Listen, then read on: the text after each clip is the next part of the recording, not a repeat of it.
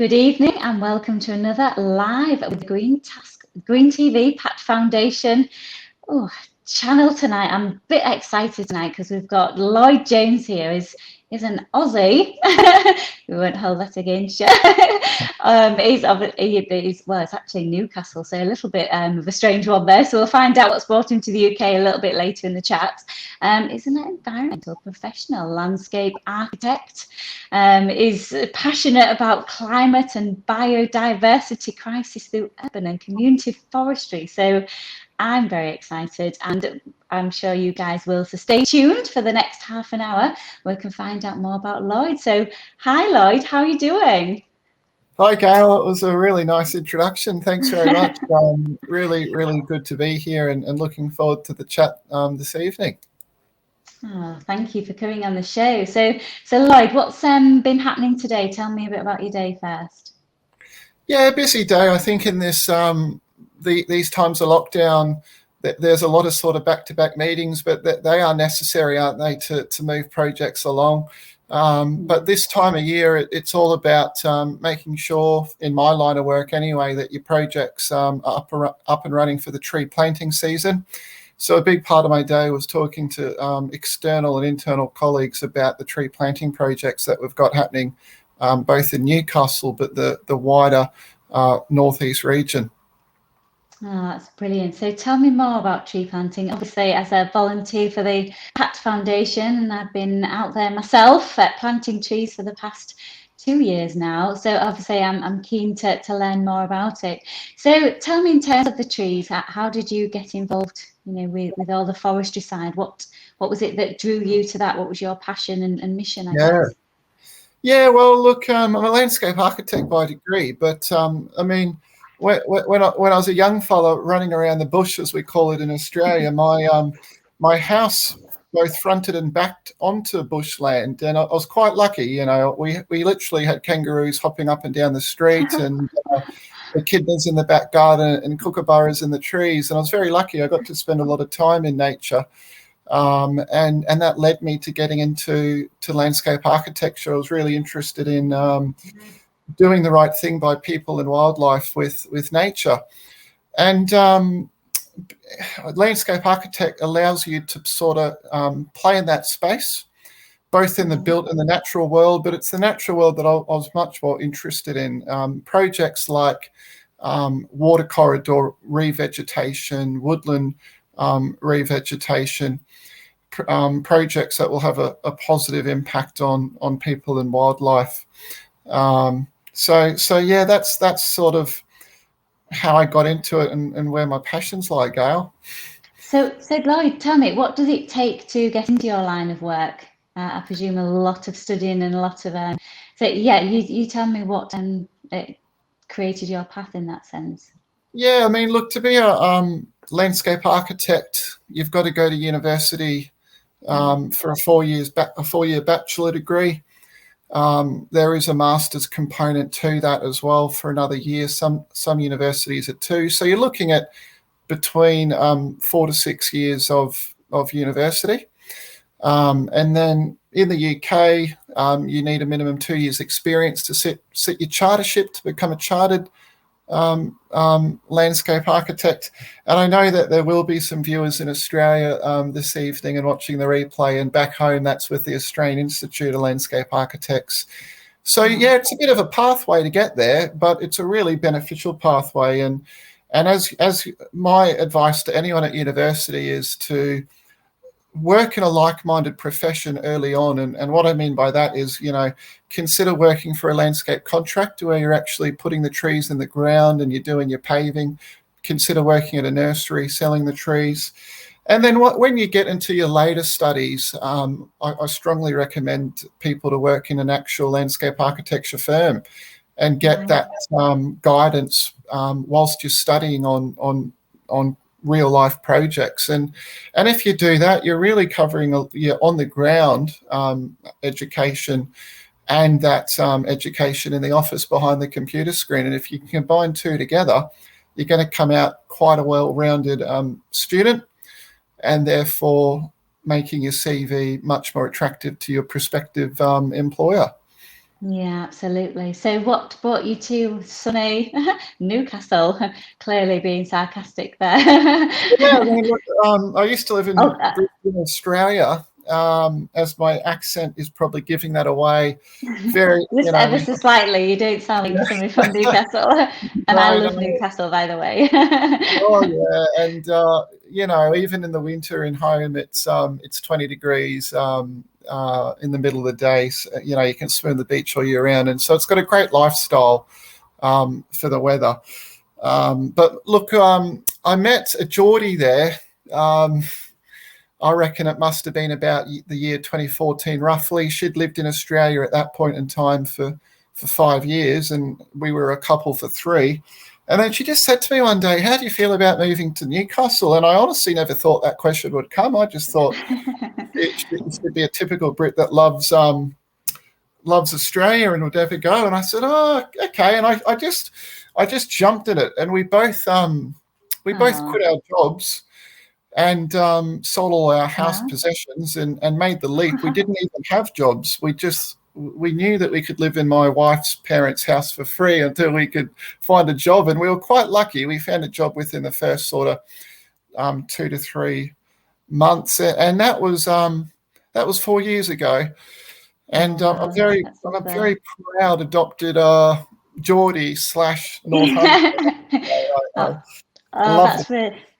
Our female viewers now will probably they're probably all sat at home going, "Oh, that's really nice," and possibly you. I bet you guys are as well, but you just don't like to admit it, especially tough ex-veterans out there. Yeah, So no, that's a really yeah, nice story, and it's funny.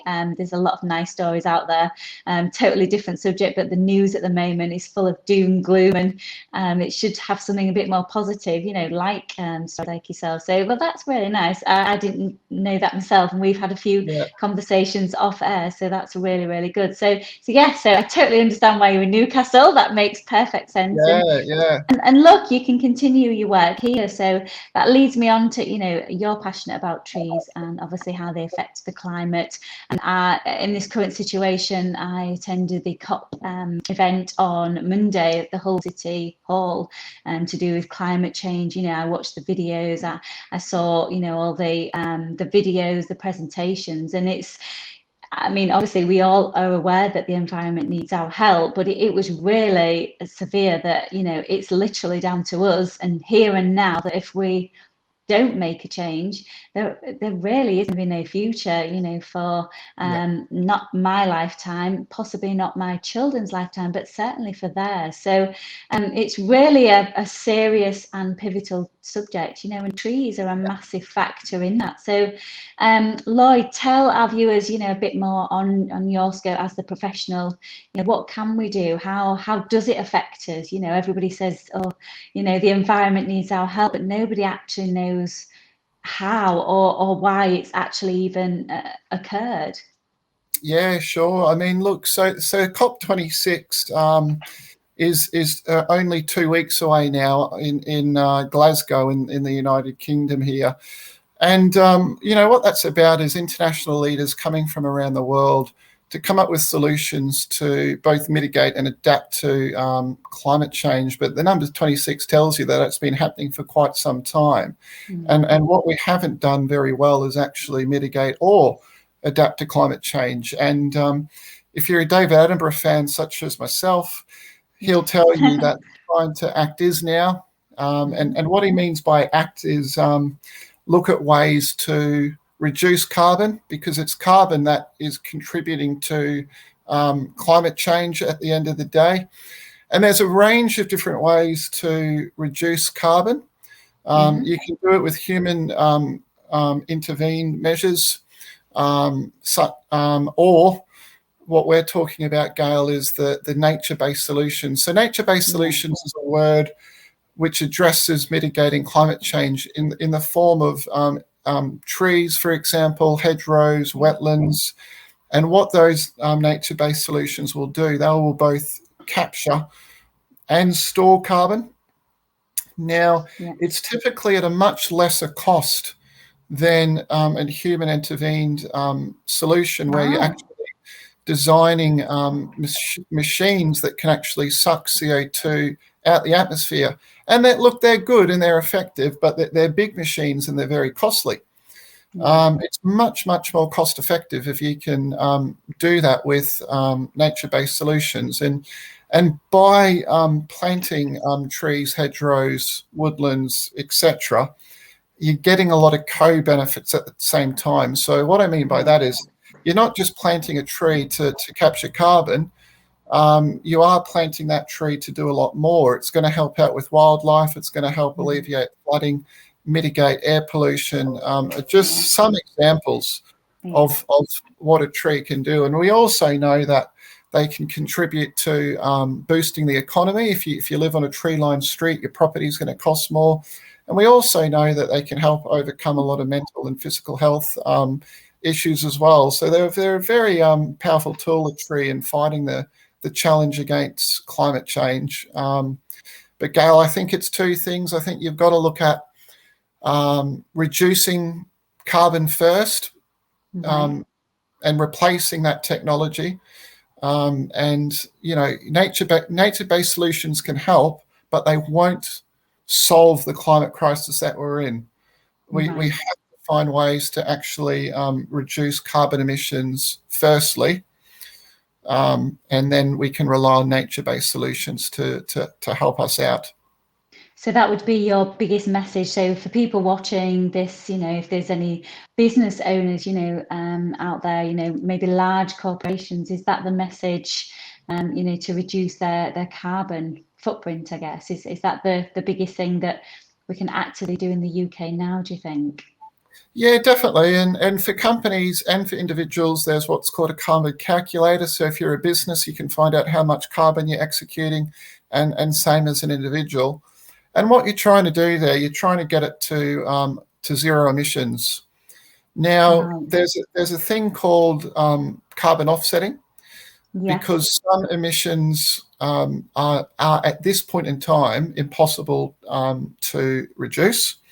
And what you can do there is you can offset your remaining emissions. So an example for that would be, in this instance, tree planting can capture those remaining emissions for a business to help get them to net zero.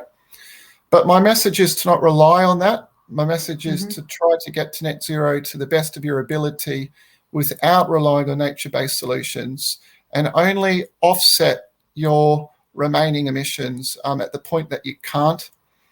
And then when you are using nature-based solutions to do that, make sure that you're getting as many co-benefits out of them as possible.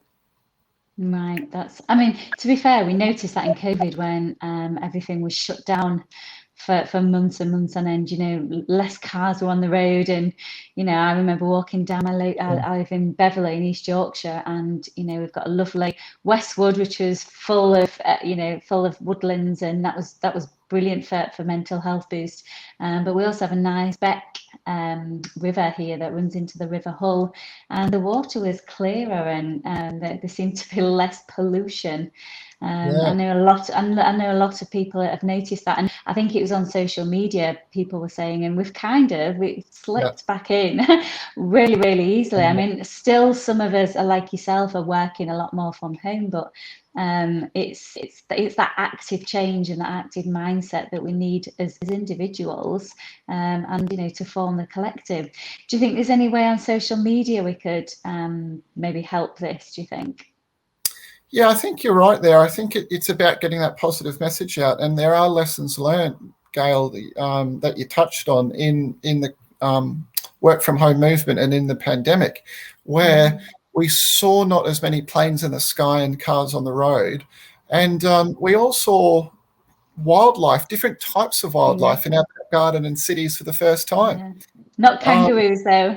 No, or wallabies. I'm sorry, that's so stereotypical as well. No, it's fine. But believe it or not, there's actually wallabies in Scotland that are roaming around, Really? not in zoos. So there you go. Yeah. Oh wow, I didn't know that. There's genuine British wallabies. So no, I think that's right. But also, what COVID taught us was that if we live next to a park or woodland, we knew how much we benefited from that. It really provided us with healing power, natural healing power. When we were walking through those woodlands or going in those parks, that was really powerful mentally and physically. However, adversely, it showed us in the instances where we didn't live next to woodlands or parks, how desperately we need to make sure that we are putting woodlands and green spaces next to where people live to make sure that we're getting all of those benefits, Gail, that we were talking about. So, yeah, I think there's those lessons, both good and bad, that we've learnt out of it. Yeah, absolutely.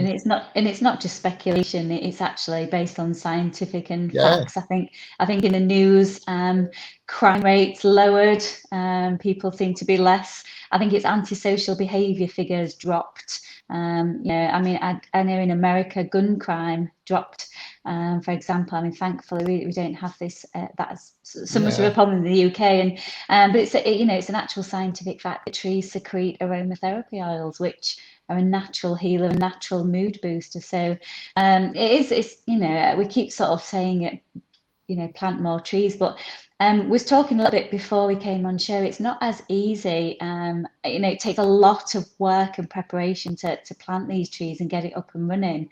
So tell us a bit more about the process, Lloyd, so people, I know a little bit because I've worked in the environment, but for people watching this, it's not a case they can go out tomorrow and buy a tree from, I don't know, latest garden centre and stick it in the ground.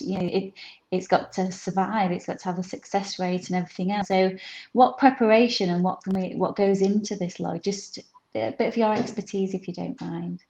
No, that's fine. But look, basically, I guess just before that, if I can just wind back a tiny bit, there is national government has committed to getting our nation in England to net zero by 2050, and they've identified tree planting as one of the measures to do that. And we're only at 13% woodland cover in the UK, which I'm afraid to say it's actually quite shockingly low compared to Europe as an average, which is about 30 to 35. Wow. So unfortunately for the UK, we have some of the most depleted nature areas in the world. And at such low percentage, you can recognise why national government said, hang on, we need to really increase that. So that's a legally binding target, 2050. And that's why you've seen national government put lots of money forward to ensure that these tree planting projects become a reality. However, you're right, Gail, it's not as simple as just shoving a tree in the ground and walking away. No. Generally speaking, the bigger the project, the bigger the challenge. But even if it's single tree, it can still present challenges. So in a local authority, it's a two-prong approach. So let's say, for example, if an applicant is looking to plant woodlands and or trees on their land, what we need to do first up is what's called opportunity and constraint mapping, and mainly the constraint mapping. So you're looking at areas, if they're presenting a site to us, we're looking at things like, is this a priority habitat? Is it in an area of outstanding natural beauty? And, if it's not, and it's not listing all of these constraints, obviously that site has more likelihood that it can actually be planted. But the second thing that we do outside of that constraint mapping is we actually engage our local authority teams. We're saying to our ecologists, will this have an adverse impact on the environment? We're saying to our archaeologists, will this adversely impact heritage assets? We don't want to plant on Hadrian's Wall, for example. And we're actually going out to utility providers. We're making sure that we're not planting to impact upon utilities above or below ground. So that's a snippet there of giving you an example of the types of exercises that we have to go through. The other thing that I'll say is if your project's above 0.5 hectare and then 2 hectare for screening, it has to go to the Forestry Commission, who are the regulatory body to assess woodlands of that size. So it's actually a statutory requirement in that instance as well, Gail. So it all takes time. The tree planting season in the UK is roughly October to March. You really want to be making sure that you're doing all your checks before then. It doesn't always happen that way, I'm afraid. But it does take, we're not talking about days here, it can take weeks, if not months. So the earlier that you do your preparation, the better. Yeah, absolutely. I mean, So, yeah. sorry, the signal just went a little bit fuzzy there, viewers. So I don't know. Would you be okay just to repeat that last bit, Lloyd? Sorry. Yeah, no, all I was going to say was the huge benefit with doing your opportunity and your constraint checks is that there's an old-fashioned saying in forestry: right tree, right place, right reason.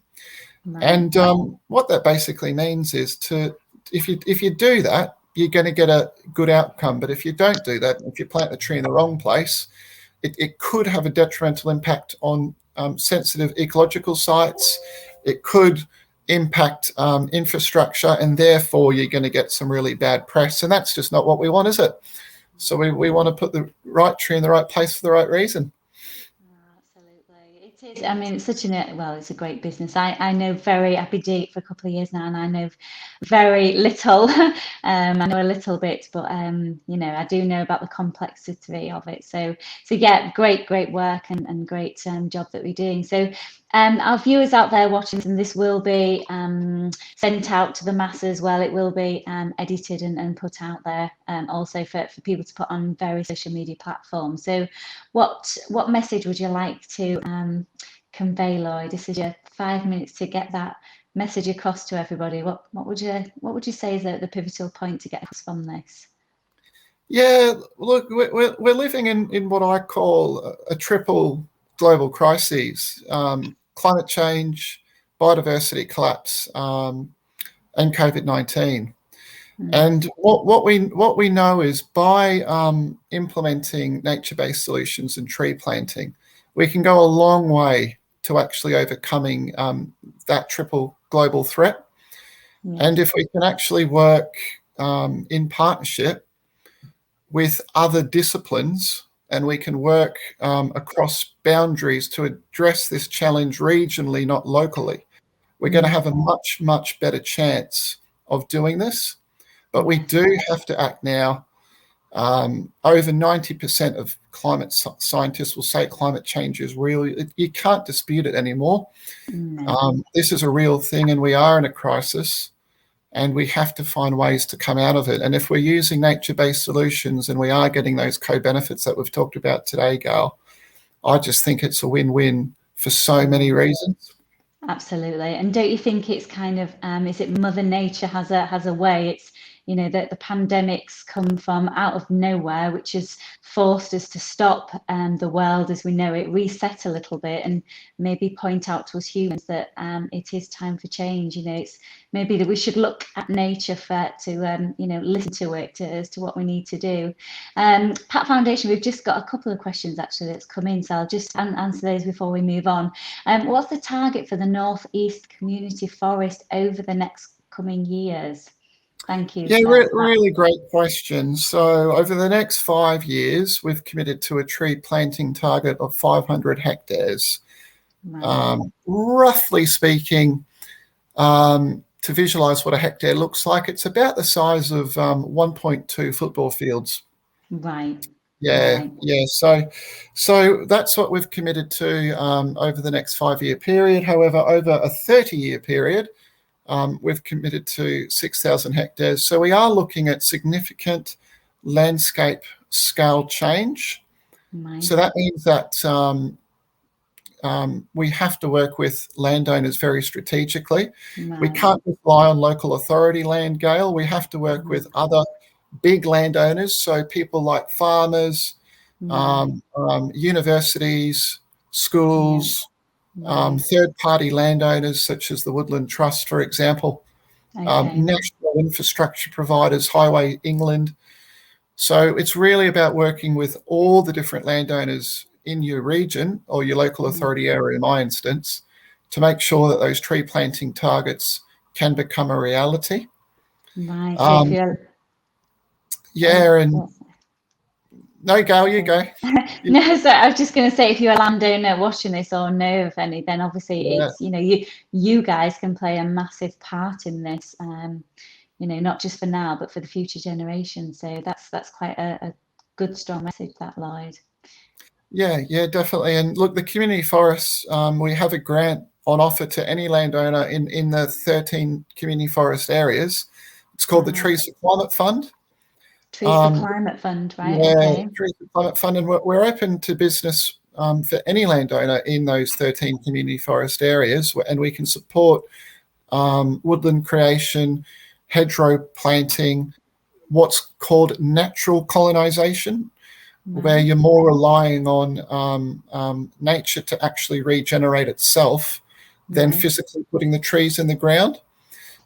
So we've got this grant on offer, and if anyone's interested, now's the time to get in touch with your local community forest, and they'll be able to support you financially to make sure that your project can become a success. All right, so there is really no, I suppose, no excuses, is there? No. We can put links to this with the videos, and obviously when we post this out on social media to I think let's start a campaign, Lloyd. Let's get this message out there and really sort of be the forefront there. So that's absolutely great advice. And I was going to ask you, in the UK, I'm not sure if you know sort of the figures, but is there anywhere in the UK that's probably in more need of more trees, or is it just a general over the UK? Is there any more areas that, you know, we could really use this? Yeah, definitely. I think it's a really good question. So the Forestry Commission have a mapping tool which identifies tree canopy cover across the UK into 3 really simple, easy to understand thresholds of low, medium and high. Now, community forestry, as in England community forests, they've been around for 30 years, and they've purposely targeted areas of economic deprivation and low canopy cover. That's been the 2 key criteria for urban community forestry to overcome those challenges. So we've now got 30 years of history of trees and woodlands being planted in those 2 areas to overcome those challenges. And we have seen that successfully. Now, there's probably a reason why a lot of the community forests are currently located in the north of England, and that's largely because the north of England has more economic deprivation than the south. However, that is not to say that the south has no economic deprivation. It certainly does. And that's why you do see England community forests still in the south of England. Right. So we do know the areas of economic deprivation and low canopy cover at a strategic mapping level.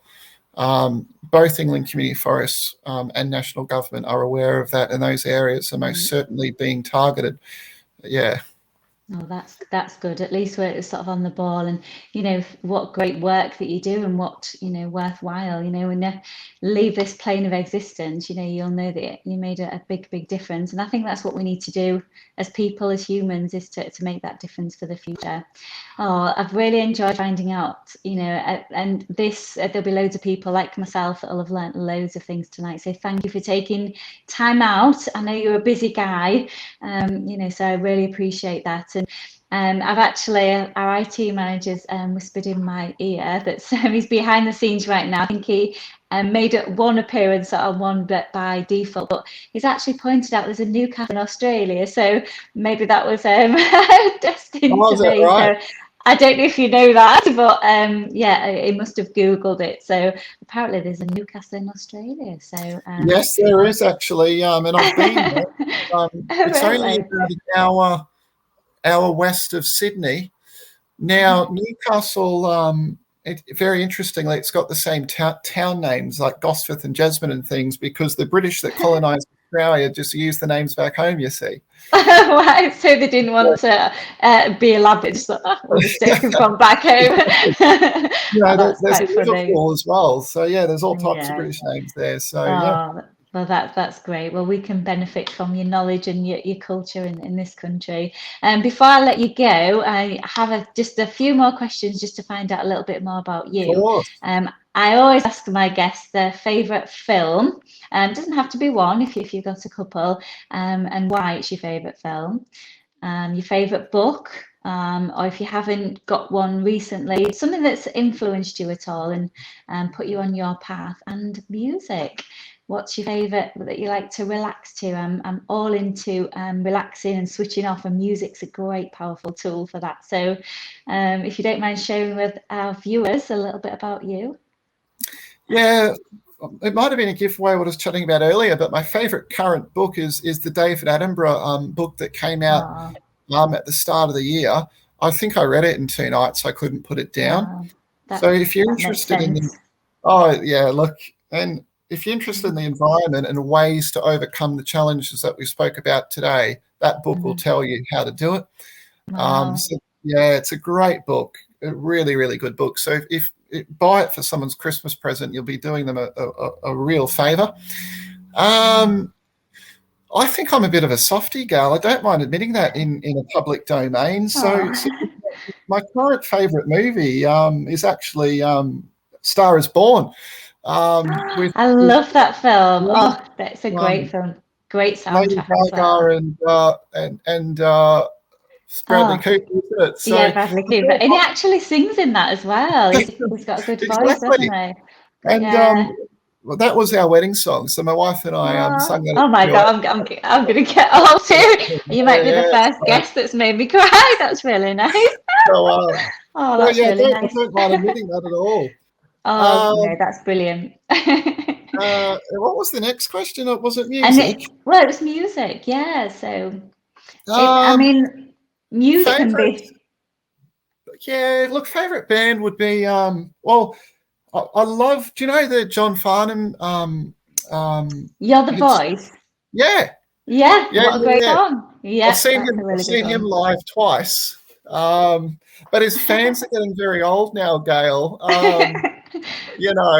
Reflective of his age. And one of the concerts that I went to, you weren't even allowed to stand up and dance, which is reflective of how long he's been singing for.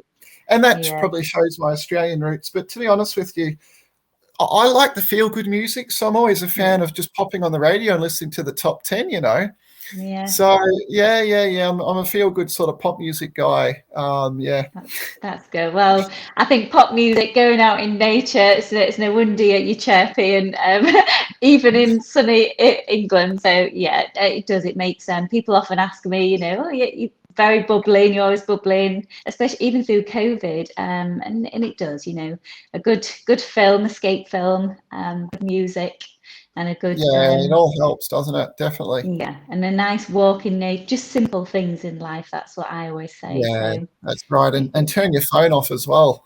You know what I mean?